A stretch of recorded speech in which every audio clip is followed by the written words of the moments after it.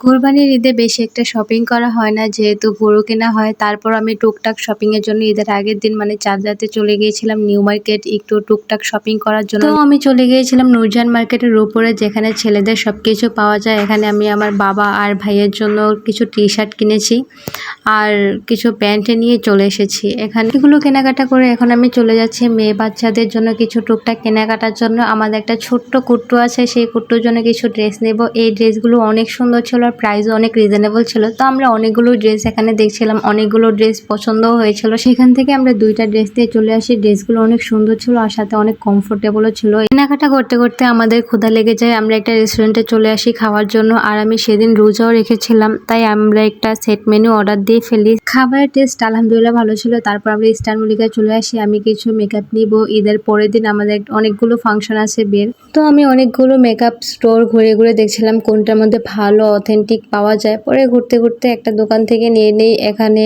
আমি just base মেকআপের আইটেমগুলো নিয়েছিলাম। আমার মেকআপ আইটেম কেনা শেষ, এখন আমি নেলস কেনার জন্য চলে যাব। এখানে অনেকগুলোই দেখছিলাম আর আমি একটু ডার্ক শেডের মধ্যে চাচ্ছিলাম। পরে এই শেডটা পছন্দ হয়ে গেল, এইটা নিয়ে উপরে চলে যাই। আমার আরও কিছু টুকটাক কেনাকাটা বাকি আছে। আমি হিজাব নিয়েছি এই দোকান থেকে, আমার ড্রেসের সাথে ম্যাচিং করে এই কালার হিজাবটা নিয়ে পরে আমি একটা শোরুমে চলে যাই। আমি একটা সিম্পল ড্রেস কিনবো।